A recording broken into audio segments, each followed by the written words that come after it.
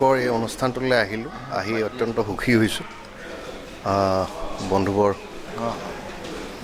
ইয়ালৈ আমন্ত্ৰণ জনোৱাৰ বাবে পুনৰবাৰ ধন্যবাদ জনাইছোঁ।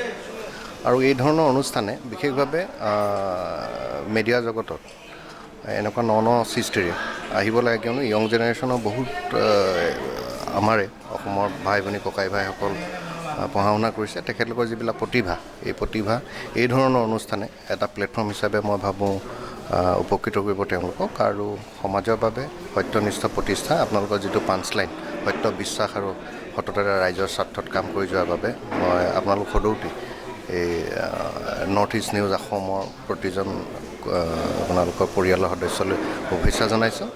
আৰু যাতে ৰাইজৰ স্বাৰ্থত কাম কৰে তাৰ বাবে আপোনালোকলৈ আগ্ৰহেৰে অনুৰোধ জনাইছোঁ। আৰু আহি সুখী হৈছোঁ এনেকুৱা ধৰণৰ অনুষ্ঠান যাতে অসমৰ ৰাইজে আদৰি লয়, তাৰ বাবে পুনৰবাৰ আপোনালোকলৈ ধন্যবাদ জনাইছোঁ। Thank U.